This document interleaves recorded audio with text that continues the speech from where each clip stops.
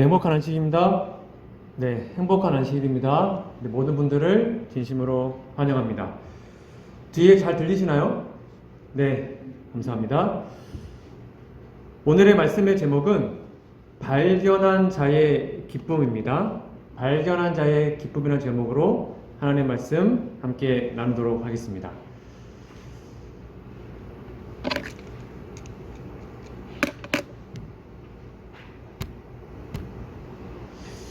옛날 어느 마을에 되게 가난하지만 아주 성실하고 착한 농부가 살았습니다.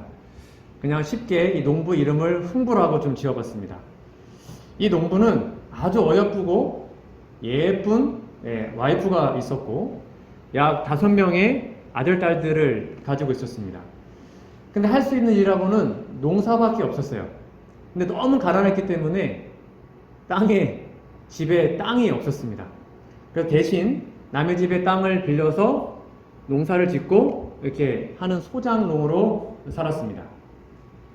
이 농부가 올해는 땅을 빌려가니까 다 나가서 빌릴 데가 없는 거예요. 그래서 그 마을에서 고약하기로 소문난, 참고로 저는 최 씨 사랑합니다. 네, 이야기상에서 최부자 집에 가서 땅을 빌리려고 갔습니다. 최부자님, 제가 올해도 농사를 지어야 하는데 땅이 없어서 아직 농사를 못 짓고 있습니다. 저에게 조그만 땅을 좀 빌려주시면 제가 농사 열심히 지어서 수확물을 좀 드리겠습니다. 최 부자님이 좀 고약했어요. 그래? 그렇다면 내가 아끼는 땅 하나 빌려주지. 그 땅의 수확의 절반을 나에게 줘야 되네. 아유, 감사합니다 하고는 쟁기 챙기고 삽 챙겨가지고 이 농부가 지도를 받아서 그 빌려준 땅으로 갔습니다. 근데 마을길 따라가다 보니까 기름지고 좋은 땅은 다 지나가고 자꾸 언덕길로 올라가는 거예요. 그래서 언덕을 2번 넘고 그 다음에 깊은 산속에 들어가니까 그 지도에 나오던 땅이 딱 보이는 겁니다. 그 땅이 어떤 땅이었을까요? 이런 땅이었습니다. 경사 45도 막 돌 박혀있고 나무 숲을, 이건 밭이 아니었어요. 그런 말도 안 되는 땅을 빌려준 거예요. 이 농부는 너무나 성실했기 때문에 열받지만 그래, 그 다음에 잡초 뽑고 밭을 갈고 돌 골라내고 열심히 밭을 개간했습니다. 한참 그렇게 땀 흘려서 열심히 하고 있는데 갑자기 쟁기가 땅에 딱 걸리는 거예요. 짜증이 팍 났습니다.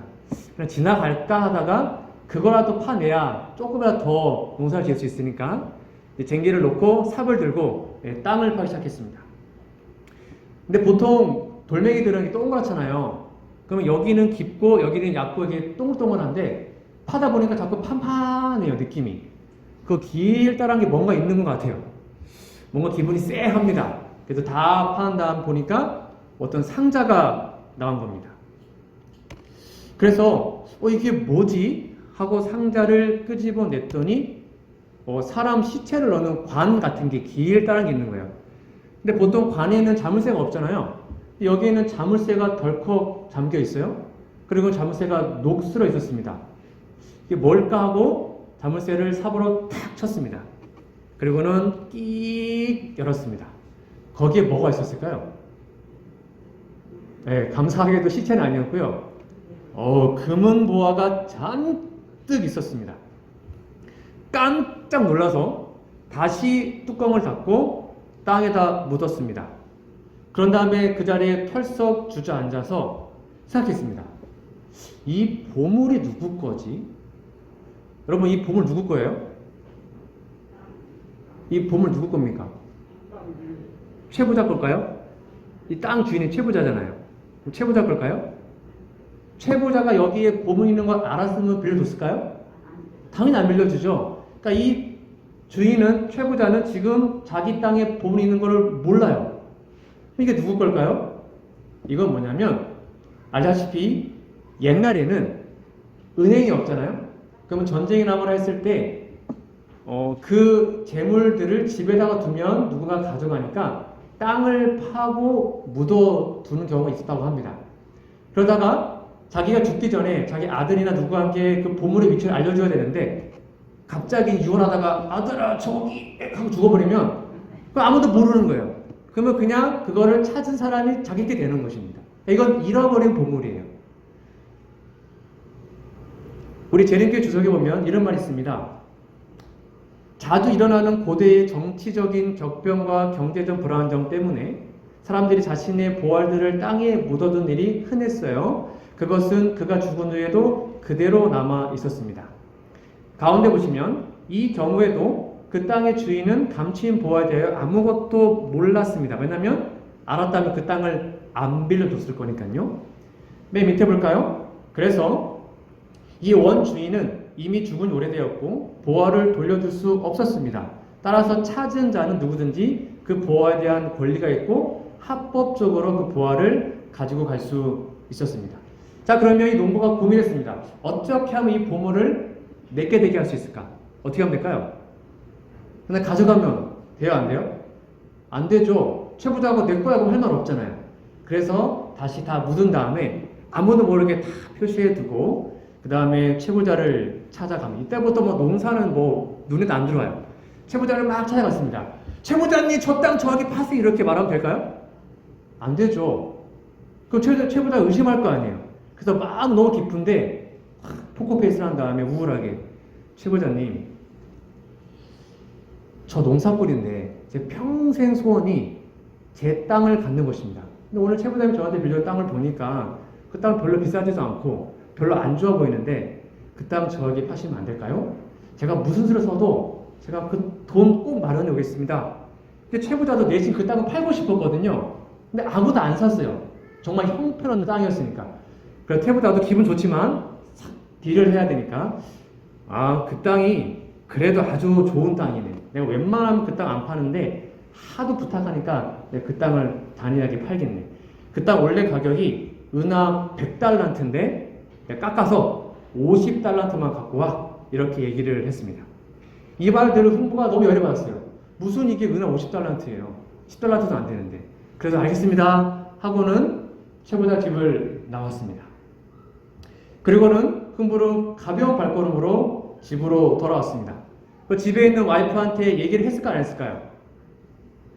얘기를 하면 돼요 안 돼요? 안 돼요. 혹시라도 이게 새어나가면 큰일 나잖아요. 그러니까 절대 말을 안 합니다. 그리고 집에 돌아와서 이렇게 얘기합니다. 여보 우리 집 전세금이 얼마지? 전세금이요? 한 은하 30달러트 되는데요. 그럼 왜요? 아니야 그냥 얼마인지 궁금해서. 근데 계산해봐도 전세금 다 빼도 30밖에 안 돼요. 얼마가 모자라요? 20이 모자라요. 이때부터 이 농부는 어떻게 했냐면 일이 뭐 손에 잡히겠습니까? 동네에 다니면서 돈을 조금씩 빌렸습니다. 근데 유유상종이에요. 다 친구들이 가난해요. 누구한테는 1, 누구한테는 0.5 이렇게 조금씩 계속 빌리러 다녔습니다. 근데 이 와이프가 보니까 평소에 농부가요 밖에 나가서 열심히 일하면 집에 돌아가면 온몸이 막 땀에 쩔어가지고 힘들었는데 요즘에는 몸에 땀도 안 나요. 그리고 집에 돌아가면 집에서 혼자 웃고 있어요. 물어보면 아무 말도 안 해주고. 그리고는 동네에 점점점 소문이 나기 시작했습니다. 생각해보세요. 갑자기 한 농부가 일은 안 하고 돈을 계속 빌리러 다녀요. 그 소문 났을까요? 소문이 파다하게 난 것입니다.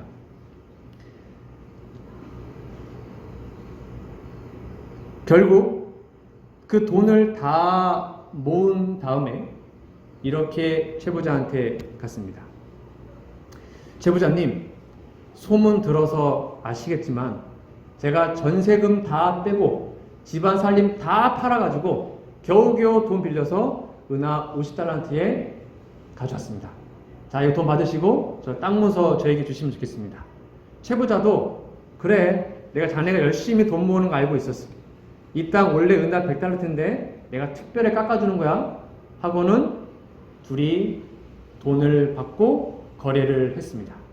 그러니까 채부자는 너무 기분이 좋아요. 아싸 땅 비싸게 팔았다. 농부도 아싸 보물 내 거다 하고 땅 문서를 들고 집으로 돌아왔습니다. 막 뛰어나면 여보 나 땅 샀어 하고 딱 땅 문서를 보여줬더니 이 아내가 뭘 딱 들이미는 거예요. 뭘까요? 이혼 증서. 찍어 이 인간아, 이 왼수 같은 인간아, 찍어 헤어져 그랬습니다. 근데 여러분이 만약에 농부라면 흥부라면 이혼하면 돼요 안 돼요? 안 돼요. 이 와이프는 지금까지 가난하지만 자기를 잘 사랑해주는 진짜 최고의 아내였잖아요. 나중에 돈 벌고 오는 여자는 그건 안 돼요. 그래서 이 농부가 말을 합니다. 여보, 내가 진짜 마음에 든 땅이 있어서 그랬어. 내 평생 소원이 내가 내 땅에서 농사 짓는 거잖아. 내가 땅 샀으니까 그거 한 번만 보고 같이 보고 그때도 당신 이혼하라 그러면 그때 이혼해 줄게. 가자. 그래 어디 한번 가보자. 뭐 얼마나 좋은 땅이길래 야 이 왼수 같은 인간아 하면서 둘이 땅을 보러 갔습니다. 한참 대판 싸우고 이혼하자 뭐하자 막 싸운 다음에 땅을 보러 간 거예요.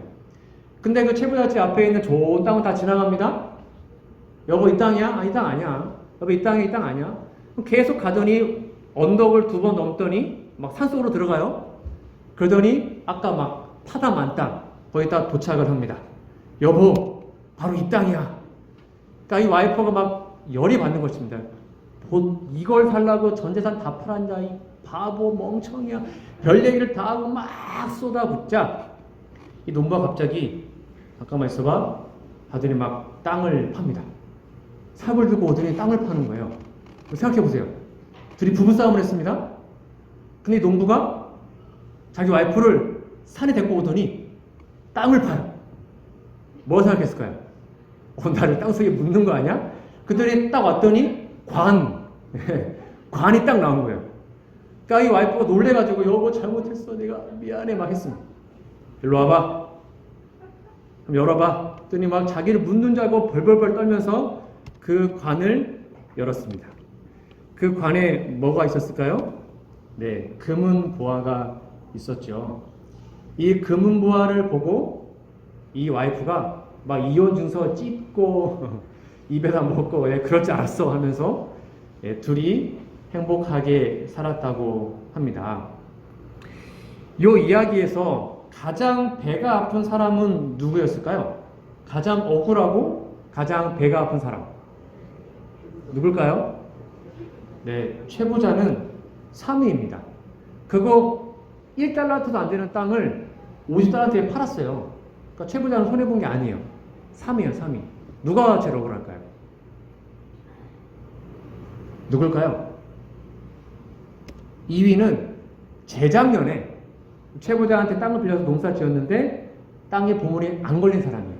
대충 파가지고 보물이 안 걸렸어요. 그럼 진짜 억울한 사람이 누굴까요? 진짜 억울한 사람은 작년에 그 최부자 땅을 빌려서 농사 지을 때 쟁기에 걸렸어요. 근데 귀찮아서 안 파고 그냥 지나간 사람이에요. 얼마나 억울해요. 지가 팠으면 자기 거 되는 건데 귀찮아서 안 판 거예요. 그 사람이 찾아왔습니다. 아니 자네 그 땅에서 막 목 잡고 쓰러지는 거죠. 여러분 이 이야기가 성경에 나옵니다. 아시죠? 아마 한두 번쯤 들어봤을 텐데 마태복음 13장 44절에 이런 말씀이 있어요. 천국은 마치 밭에 감추인 보화와 같으니 지금 천국에 대해 설명하는 겁니다. 사람이 이를 발견한 후 숨겨두고 기뻐하여 돌아가서 자기의 소유를 다 팔아 그 밭을 샀느니라. 이 이야기를 약간 각색해서 말씀드리는 것입니다. 여기 보니까 감춰진 보화가 뭐래요? 첫 번째는 천국이랍니다. 천국은 감춰져 있습니다. 감춰진 보화는 천국이에요. 그럼 두 번째 의미로 감춰진 보화가 누구인지는 오늘 순서지에 나오는 본문 말씀에 기록되어 있습니다. 골로새서 2장 2절에서 3절에 있는 말씀 볼까요? 이는 저희로 마음의 위안을 받고 사랑 안에서 연합하여 원만한 이해의 모든 부요에 이르러 하나님의 비밀인 그리스도를 깨닫게 하려 함이라. 여기 그리스도가 나옵니다. 그 다음에 중요해요. 3절 볼까요? 그 안에 문맥상 그리스도 아니겠죠? 예수님 안에는 지혜와 지식의 모든 보화가 감춰져 있느니라. 아, 누구 안에 보화가 있대요? 예수님 안에 보화가 있대요. 여기 말하는 지혜와 지식, 성경에서 말하는 지혜는 구원을 얻는 지혜를 말합니다. 성경은 반드시 지혜와 지식을 죄인인 우리가 구원받는 지혜를 말하는 것입니다. 예수님 안에 천국이 있고 예수님 안에 구원이 있으며 예수님 안에 모든 보물과 보화가 감추어져 있다고 말하는 것입니다. 여러분, 오늘 이야기에서 이 농부가 자신의 모든 소유를 다 팔아서 그 볼품없는, 형편없는 그 밭을 샀을 때 남들이 뭐라고 했어요? 미쳤다 그랬습니다. 야, 저거 미친 거 아니야? 바보 아니야? 어떻게 저 땅을 살려고 전 재산을 팔지? 그런데 그 농부는 왜 자신의 모든 걸 팔아서 그 밭을 샀을까요? 농부는 봤기 때문입니다. 뭘 봤어요? 보화를 봤기 때문이에요. 세상의 사람들이 예수님 때문에 우리가 모든 걸 바치고 예수님의 재림을 고대하고 정말로 안식 지키기 때문에 우리가 좀 손해보고 그렇게 살면 남들이 우리 보고 바보라 그럽니다. 야, 그렇게 살아가지고 이 세상 어떻게 살겠냐? 근데 우리가 그렇게 살아요. 왜요? 우리는 예수님을 봤기 때문입니다. 우리는 천국을 진짜로 경험했기 때문입니다. 본 사람은 못 본 사람을 이해할 수 없고 못 본 사람은 본 사람이 이해되지 않는 것입니다. 그런데 이 농부는 그 보물을 봤습니다. 만약 여러분들이 밭을 갈다가 쟁기가 뭔가 걸렸다면 여러분 어떻게 하시겠습니까? 귀찮으니까 그냥 지나가시겠습니까? 아니면 땅을 파보시겠습니까? 그 기회가 있는데 그걸 귀찮아서 안 파고 지나가면 정말로 불쌍한 인생이 되는 것입니다. 우리가 파면 그 보화는 우리께 될 수 있습니다. 우리가 교회에 왜 다닙니까? 바로 보화 되시는 예수님을 만나기 위해서 교회 오는 것입니다. 다른 거 아니에요. 우리가 교회 오는 이유는 구원이 아닙니다. 예수님 만나는 것입니다. 왜냐하면 예수님 안에 구원이 덤으로 있으니까요. 예수님을 만나고 그분을 발견하기 위해서 교회 다니는 거 아니겠습니까? 그거 하려고 기도하고 그거 하려고 말씀 보는 것 아니겠습니까? 근데 교회에 다니는데 모태신앙인데 수십 년 교회 생활했는데 그 보화를 발견하지 못하면 가장 불쌍한 인생이 되는 것입니다. 자, 오늘 말씀을 우리 삶에 적용해 보겠습니다. 우리는 어떠합니까? 오늘 본 말씀 볼까요? 마태복음 13장 44절. 사람이 이를 발견했다 그랬습니다. 그 농부가 그 보화를 발견하기 위해서 어떻게 했어요? 땅을 팠습니다. 땅을 팠어요. 그건 오늘날 우리에게 뭘 의미하냐면 하나님의 귀한 아들 예수님을 만나고 그분을 진정으로 경험하기 싶어서 성경 말씀을 연구하는 것을 의미합니다. 성경 말씀을 파는 것을 의미합니다. 성경을 읽고 이 성경 말씀 안에 있는 그 보화를 끄집어내는 것을 표상하고 있습니다. 우리는 지금 성경을 읽으면서 그 보화를 발견하고 있습니까? 실무교훈 111페이지입니다. 우리의 구원은 성경 안에 있는 진리를 아는 데 달려있다. 구원이 어디 있대요? 성경 안에 있대요. 성경 안에. 우리가 이 진리를 갖는 것이 하나님의 뜻이다. 찾으라. 갈급하는 심령으로 보배로운 성경을 찾아보라. 마치 광부가 금광맥을 찾기 위하여 땅을 파듯이, 아까 말했죠? 땅을 열심히 파듯이 하나님의 말씀을 탐구하라. 하나님께 대한 그대의 관계와 그대에 대한 하나님의 뜻이 무엇인지 확실히 알 때까지 탐구하는 일을 중단하지 말라. 2021년 벌써 한 달이 지났습니다. 여러분 다 말씀 열심히 읽는 결심대로 잘하고 계십니까? 아니면 또 혹시 바쁘다는 핑계로, 아니면 말씀이 어렵다는 핑계로 말씀을 읽고 연구하고 성경을 파는데 혹시 소홀히 하고 있지는 않으십니까? 말씀은 개인적으로 파는 것입니다. 이 단상에 설포내는 목사님 말씀만으로는 절대로 구원받을 수 없습니다. 개인이 파야 합니다. 여러분 스스로 말씀을 반드시 읽고 연구하셔야 합니다. 그게 밥이에요. 집밥, 주식이고요. 여기 나와서 듣는 설교는 특식입니다. 우리가 건강해지는 것은 특식이 아니에요. 개인적으로 먹는 밥, 집밥, 주식을 통해서 튼튼해질 수 있습니다. 밑에 볼까요? 그분 하나님의 말씀은 생명나무의 잎사귀와 같다. 우리가 저 하늘에 가서 생명나무 먹어야 되잖아요. 근데 그 생명나무를 지금 먹을 수 있습니다. 이 땅에서 먹을 수 있어요. 그게 뭐래요? 하나님의 말씀을 파는 것입니다. 말씀 안에 있는 그 보화를 발견하는 것입니다. 세상에 어떤 기쁨보다 말씀을 읽고 깨닫는 그 기쁨이, 이런 말씀이 있었네, 아멘 하면서 말씀 읽는 그 기쁨이 우리가 이 땅에서 생명나무를 먹는 경험인 거예요. 그런 사람이 하늘에 가서도 그 열매를 먹을 수 있는 것입니다. 여러분, 이 시편의 다윗의 고백이, 이 경험이 정말 우리의 일련의 경험이 되기를 소망합니다. 뭐라고 나와 있습니까? 내가 주의 법을 어찌 그리 사랑하는지요.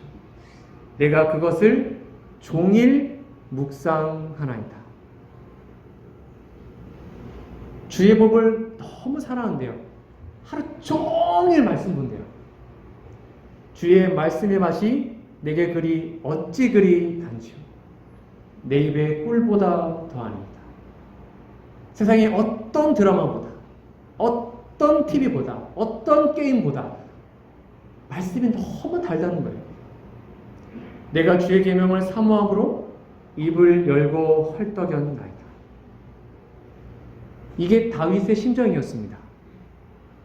이게 우리의 심정이 되기를 정말로 간절히 소망합니다. 하나님의 말씀을 연구하라. 그 귀한 약속들을 암송하라. 그러면 우리가 성경을 빼앗기게 될 때라도 여전히 하나님의 말씀을 소유할 수 있게 될 것이다.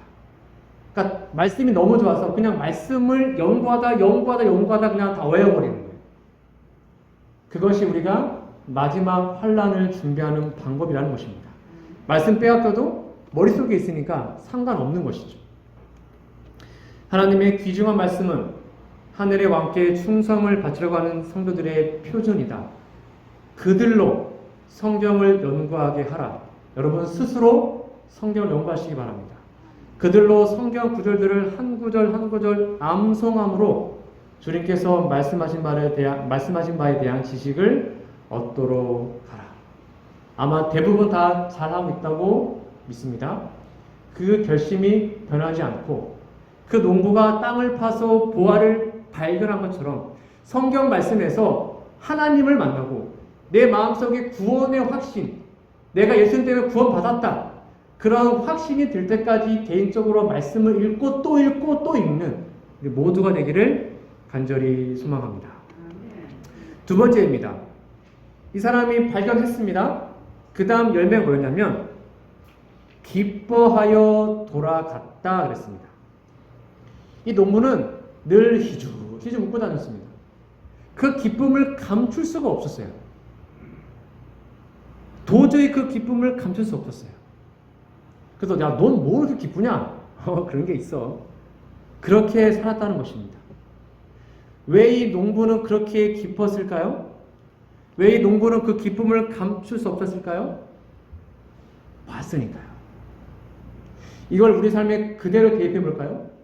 우리가 진짜 성경 말씀에서 하나님의 귀한 보물이신 그분 예수님을 발견하고 예수님을 진짜 만나고 예수님의 말씀이 우리 마음속에 진짜로 새겨진다면 우리의 삶에 반드시 기쁨이 생깁니다. 이거는 두말하면 잔소리입니다. 생각해 보세요. 우리가 원래 죄인인데 우리가 영생을 얻는데요. 예수님을 믿으면 우리의 죄가 다 용서된대요. 예수님 때문에 우리가 구원받아서 하늘에 간대요. 근데 그 하늘은 눈물도 없고 슬픔도 없고 고통도 없고 사망도 없고 그곳에서 영원토록 산대요.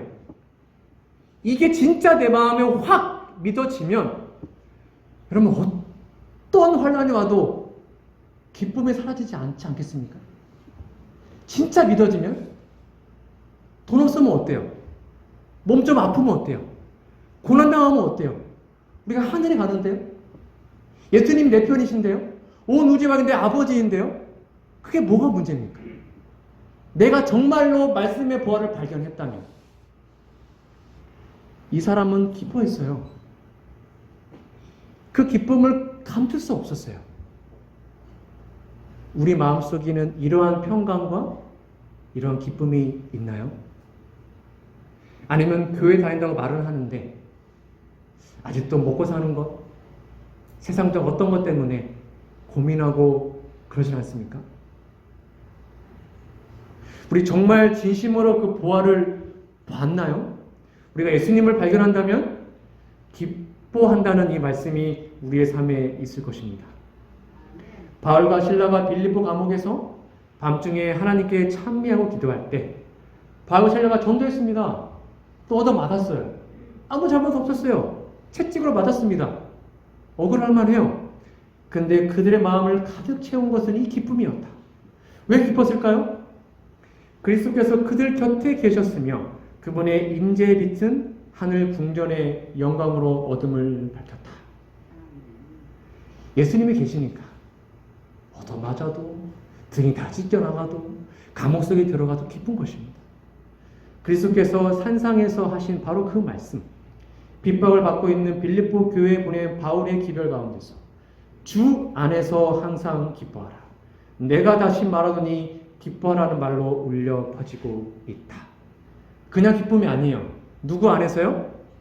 주 안에서. 세상에 기쁨이 없습니다. 아무리 돈 많이 벌어도 결국 우리는 죽거든요. 근데 우리가 정말로 주님 안에 있으면, 그 보물 안에 있으면, 그 보화를 진짜로 발견하고 봤으면 어떠한 상황에도 기뻐할 수 있습니다. 그러한 기쁨이 우리 안에 있기를 소망합니다. 항상 기뻐하라. 쉬지 말고 기도하라. 범사에 감사하라. 이러한 말씀이 그냥 우리의 머리에만 있는 것이 아니라 진짜로 항상 기뻐하는 우리 모두가 되기를 간절히 소망합니다. 세 번째 그 농부의 모습을 볼까요? 세 번째는 자기의 소유를 다 팔아 그 밭을 샀습니다. 남들이 다 멍청하다 그랬습니다. 야, 전 재산 다 팔면 어떡해? 그거 얼마나 중요한 건데. 다 뜯어 말렸고요. 이 농부의 아내는 이혼하자 그러고 다 말렸습니다.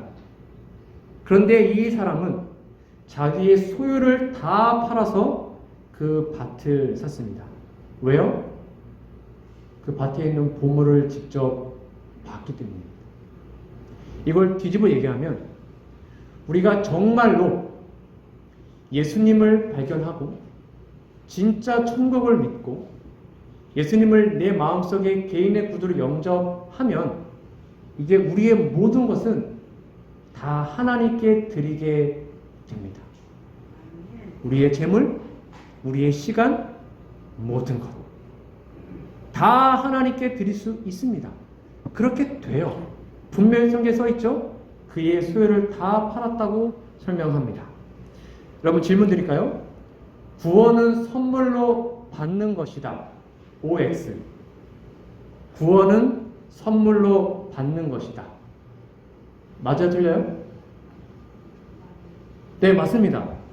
자, 그러면 구원은 값을 지불하고 사는 것이다. 맞아요? 틀려요? 그것도 맞습니다. 이걸 잘 이해하셔야 됩니다. 구원은 공짜일까요? 아니면 매매일까요? 둘 다 맞습니다. 잘 보셔요. 성경에는 그리스도를 선물이라고 했는데 이 말이 무슨 뜻인지 묻는 사람이 많이 있다. 물론 그분은 값없이 주신 선물이다. 구원 선물 맞아요. 구원 선물입니다. 그러나 그분께서 아낌없이 자기 자신, 그분에게 아낌없이 자기 자신, 곧 영과 혼과 몸을 바치는 자들에게만 그러하다. 나의 모든 걸 하나님께 드립니다. 그렇게 고백하는 사람에게만 선물을 준다는 것입니다. 우리가 그리스도의 명하신 모든 말씀을 즐겨 순종하는 생애를 살기 위해서는 우리 자신을 그리스도께 바쳐야 한다. 우리 자신과 우리가 가진 모든 재능이 다 주의 것이므로 그 모든 것을 그분을 섬기는 일에 바쳐야 한다. 우리가 우리 자신을 잘 보셔요. 우리가 우리 자신을 전적으로 그에게 바칠 때 그리스도께서는 하늘의 모든 보화와, 그 감추인 보화 말하는 거죠. 모든 보화와 아울러 당신 자신을 우리에게 주신다. 우리의 얼마 안 되는, 볼품없는 우리의 연약한 생명, 우리의 그 조그마한 재산, 그 아무것도 아닌 것, 내가 가진 그 적은 소유, 그거를 하나님께 바칠 때 하나님 뭘 주신대요? 하늘을 우리에게 주신대요. 그분 자체를, 예수님, 그분의 아들 예수님을 우리에게 선물로 준다는 것입니다. 그런 의미에서 구원은 매매되는 것입니다. 여러분, 우리는 정말 예수님 때문에, 예수님을 위해서 우리의 모든 것을 다 드릴 각오를 하고 있습니까? 예수님을 따랐던 모든 사람들은 다 그렇게 고백했습니다. 예수님 12제자를 불렀습니다. 12제자를 불렀을 때의 그들의 모습입니다. 여러분 잘 보셔요. 마태가 어떻게 쫓았어요? 모든 것을 버리고 일어나 쫓았습니다. 베드로는요? 베드로가 여자와 가로되 보소서 우리가 모든 것을 버리고 주를 쫓았나이다. 성경은 분명히 얘기합니다. 그리스도의 제자가 되려면, 우리가 진짜 예수님을 진짜로 믿는다면 모든 것을 버리고 그분을 쫓아야 한다. 날마다 자기를 부인하고 십자가를 지고 그분을 따르는 자들만 그분의 제자다라고 말하는 것입니다. 이거는 말도 안 되는 높은 표준이 아닙니다. 이거는 당연한 것입니다. 우리가 진짜로 보화를 받으면 그 농부처럼 자신의 모든 소유를 다 팔아 그 보화를 사기 때문입니다. 그게 정상입니다. 우리가 진짜 예수님을 진정으로 믿고 우리가 하늘을 진정으로 믿는다면 이 땅에 있는 게 뭐가 중요합니까? 그 아무것도 아니거든요. 어차피 재림 때 다 불타 없어지고 그거 다 하나님께 드리고 영생 얻는 게 정상 아니겠습니까? 제가 이 얘기를 한번 했었습니다. 그러나 내게는 우리 주 예수 그리스도의 십자가 외에 결코 자랑할 것이 없나니 그리스도로 말미암아 세상이 나를 대하여 십자가에 못 박히고 내가 또한 세상에 대하여 그러하니라. 제가 설명드렸죠? 이 고백이 사도 바울처럼 믿음의 절정, 믿음의 극치를 달리는 사람들이 해야 하는 고백입니까? 아니면 믿음의 시작 단계에 해야 하는 고백입니까? 제가 이 얘기를 벌써 2번이나 들었습니다. 기억나시는지요? 이거 어떤 사람이 하는 고백이에요? 사도 바울처럼 막 계시도 보고 막 믿음이 엄청나게 좋은 사람들만 해야 되는 고백이에요? 아니면 믿음의 시작, 이제만 예수님 따르겠다 결심한 사람들이 해야 되는 고백입니까? 후자입니다. 우리가 살아도 주를 위하여 살고 죽어도 주를 위하여 죽나니 사나 죽으나 우리가 주의 것이로다. 제가 설명드렸지 않습니까? 결혼식을 하는데 주례사가 말을 합니다. 신랑은 신부를 세상에 어떠한 고난과 슬픔이 와도 어떠한 아픔이 있어도 이제는 어떤 여자 만나지 말고 오직 이 여자만 평생도록 지켜주고 사랑하겠습니까? 라고 질문했을 때 남편이 제가 30년 살아보고 나중에 대답하겠습니다. 그럼 결혼을 돼야 안 돼요? 결혼 안 돼요. 네, 자 이제는 어떠한 여자도 눈 돌리지 않고 이 한 여자만 사랑하겠습니다. 라고 고백이 돼야지만 결혼이 시작되는 것입니다. 마찬가지예요. 이제 세상에 어떠한 유혹과 고민 다 필요 없습니다. 이제 예수님 한 분이면 족합니다. 나의 신랑 되시는 예수님 한 분을 위해서 내 모든 걸 바칩니다. 라고 고백이 진짜 될 때 그때 우리의 믿음은 시작되는 것입니다. 이 고백 정말 우리 하고 있나요? 우리 정말 예수님 한 분이면 족합니까? 아니면 아까 말한 것처럼 제가 한 30년 살아보고 그때 얘기할게요. 혹시 그러고 있지는 않습니까? 이거는 믿음의 첫 단계 해야 하는 고백이에요. 아직도 우리가 예수님 외에 다른 게 마음에 있다면, 우리는 그 감추인 보화를 아직 못 본 것입니다. 우리의 고백은 어떠합니까? 감추인 보화를 보고 진심으로 고백한 사람들의 간증 영상을 좀 보도록 하겠습니다. 우리 음악을 제가 영상을 좀 틀어 드리겠습니다.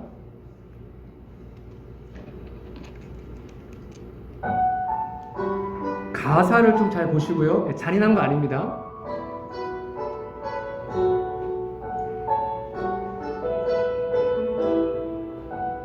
감추인 부활을 봤던 사람들의 모습입니다.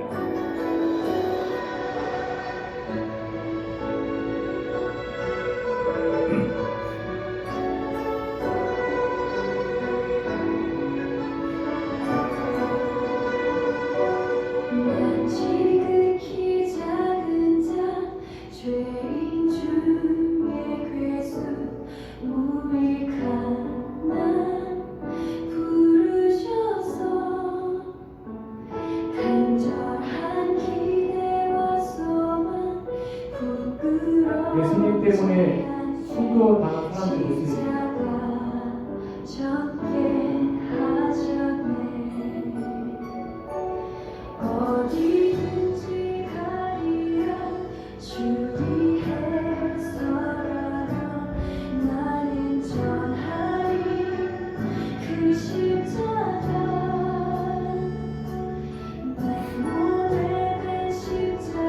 수많은 사람들이 불에 타서 죽었습니다.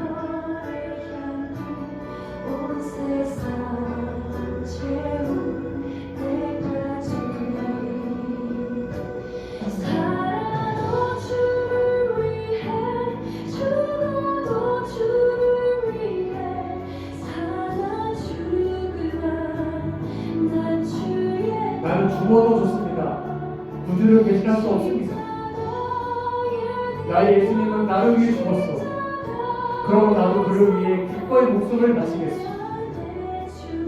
나는 내 입술로 예수님을 부인할 수 없습니다. 베드로는 열심히 복음 전파하다가 십자가에 거꾸로 죽었습니다. 안드레도 복음을 전하다가 붙들려 순교당했습니다. 도마는 껍질이 벗겨져 죽었습니다. 나다니엘도 순교당했습니다. 마태도 순교당했습니다. 수많은 사람들이 다 죽었습니다. 죽어도 주를 위해 살아 죽으나 난 주의 것 십자가의 능력 십자가의 소망 내 안에 주가 사시는 것 살아도 주를 위해 죽어도 주를 위해 살아 죽으나 난 주의 것 십자가의 능력 십자가의 소망 내 안에 주가 사시는 것 제롬이 불빛 속에서 하나님께 기도합니다. 당신께 드립니다. 죽음이 이제 더 이상 공포가 아니다. 나는 기쁨으로 죽음을 당합니다. 그리스도 외에는 아무것도 없다. 아무도 없다. 결코 나의 주 예수님을 부인하지 않을 것입니다.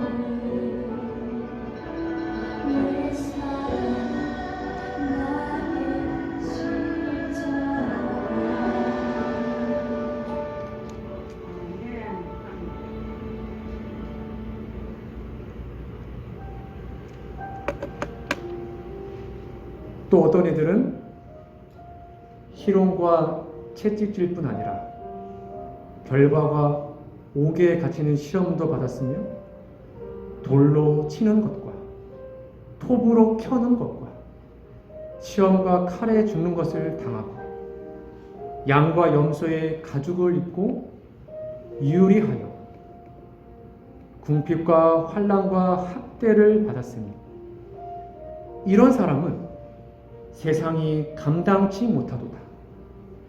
저희가 광야와 산중과 암혈과 토굴에 유리하였느니라.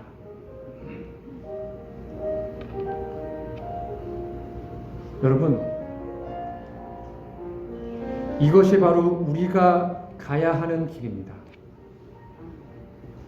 이제 야곱의 환난, 1월 시험령, 엄청난 환난이 이 땅에 임할 것입니다. 우리는 정말 그 감춰진 봄을 예수님을 진심으로 만나고 발견했는지 모르겠습니다. 세상에 어떤 것보다 말씀을 보십시오. 말씀 외에는 해답이 없습니다. 성경 읽으시고 연구하시고 암송하시고, 그래서 그 말씀 때문에 여러분의 마음속에 구원의 확신이 날마다 임하기를 소망합니다. 우리가 진짜 예수님 만나면 기쁠 수 있습니다. 어떤 환난이 와도 그 환난과 고통을 이겨낼 수 있습니다. 왜냐하면 예수님이 우리 편이기 때문입니다. 우리 이 땅에 죽어도, 이 땅에서 가난해도 우리는 하늘 갈 수 있습니다. 그거면 충분한 것입니다. 내가 정말 나의 모든 걸 다 그분께 바치고 싶은 그러한 놀라운 마음이 우리 안에 있어야 됩니다. 그런 사람이 하늘 가는 것입니다. 하나님, 저 예수님밖에 없습니다. 저 예수님 한 분이면 족합니다. 나의 모든 것 하나님께 드립니다. 내 목숨까지 그렇게 드립니다. 정말 주를 위해 살고 싶습니다. 정말 주님 한 분이면 족합니다 라고 말하는 사람이 하늘에 가는 것입니다. 우리의 마음에 그런 마음이 있기를 소망합니다. 저는 정말 여러분들이 구원받고 하늘에서 꼭 만나기를 소망합니다. 예수님이 우리 편에 계심을 기억하시고 나의 부족함 하나님께 다 드리시고 세상의 어떤 유혹에도 마음 흔들리지 마시고 예수님 한 분으로 족한 삶, 그분 때문에 정말 기쁜 삶, 날마다 성경 읽어서 너무너무 행복한 삶, 그런 아름다운 모습이 우리 모두의 모습이 되기를 간절히 바랍니다. 그래서 모두 하늘에서 함께 만나 뵙기를 간절히 바라며 오늘 말씀 마치겠습니다. 아멘. 아유, 감사합니다.